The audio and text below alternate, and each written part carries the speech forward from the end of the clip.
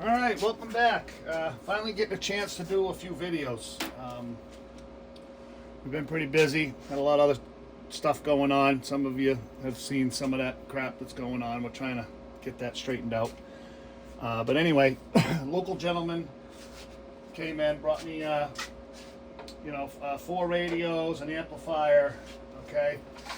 2 of the radios were what you see on the bench right now, and this is another one. It's a DX88HL Galaxy radio. I'll show you the serial number on that, just so there's no questions.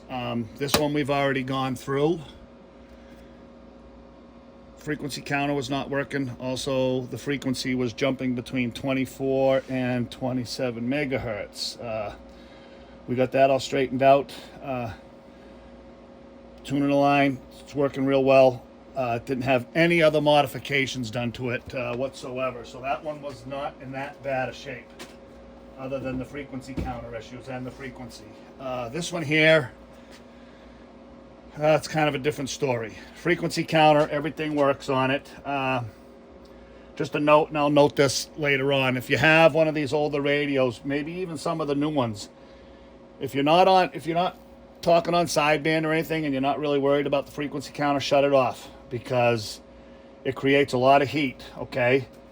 Inside that frequency board, there is a regulator in there, and it gets hot. Like right now, that board right there is pretty warm. So and that's what was the problem with the other radio, with the frequency counter not working at all.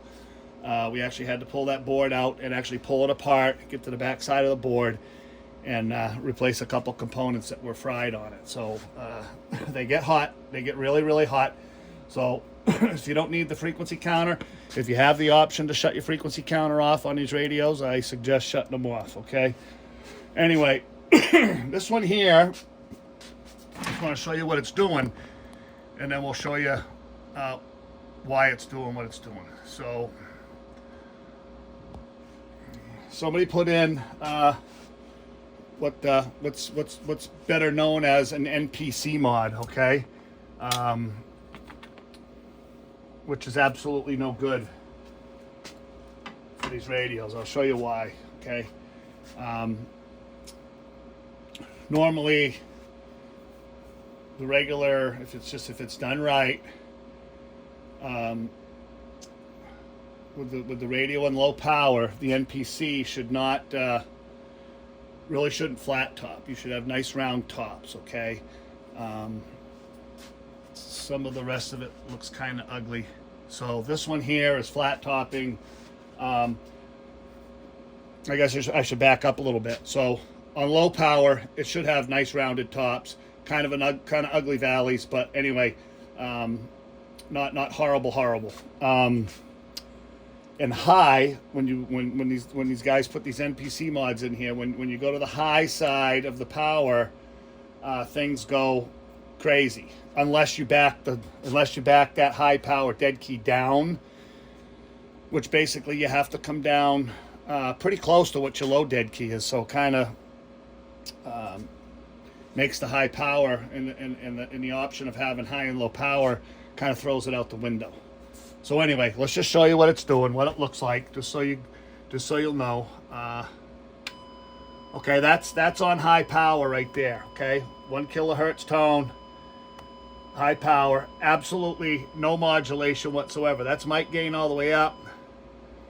Obviously, that's mic gain all the way down. But as you can see, you can't even get 100% modulation on the high side. We'll go to low. Okay.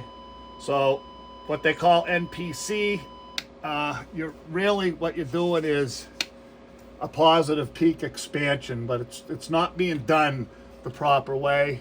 As far as we're concerned, there's a better way of doing it, okay? And really, it's only made for running bigger amps, in our opinion. But that's our opinion. Everybody's got their own opinion. So with a 2-division, okay, with a radio that's tuned at 100% modulation, you should go up 1 division and down 1 division. Okay, double the voltage is your 100% modulation, okay? Here we've got right up off the charts, okay? And it's still flat top, and obviously it's not because it's off the charts.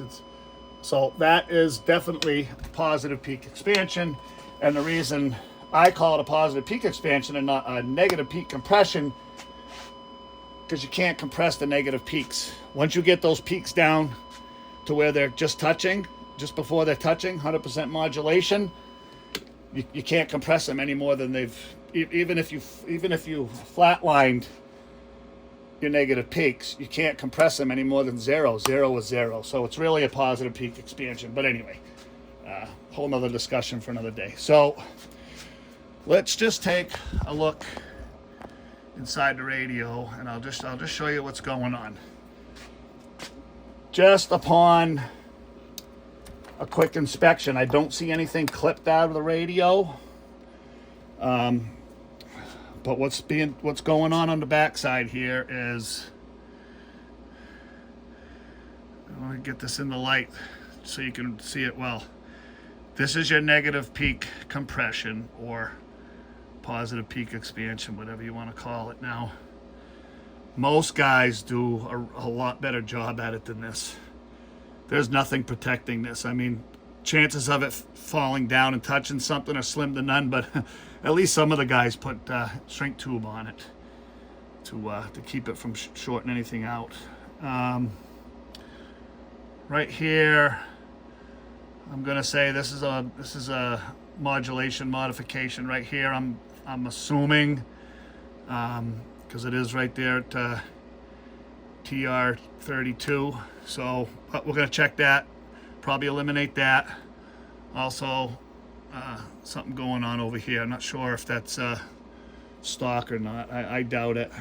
By the looks of things, it's not. So anyway, we're gonna go through it, and these are the modifications I try to warn you guys about, even though there are some people out there that say that I'm a peaker and a tweaker and an NPC installer, and that's not the facts. The facts are that we remove all those modifications and try to get the radios to perform 100% on their own, which is really the best way to do it. So anyway, that's that.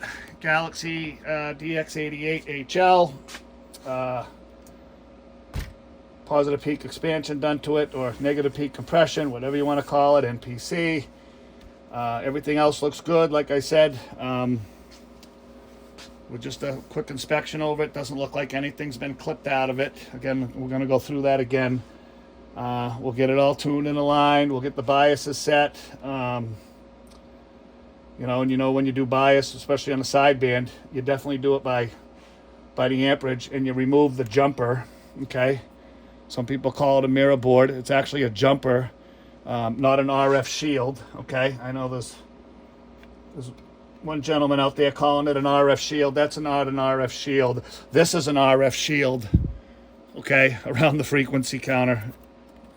And those are RF shields on the bottom. Those are shields, okay? This is a jumper, or in layman's terms, everybody calls it a mirror board, but it's actually a jumper.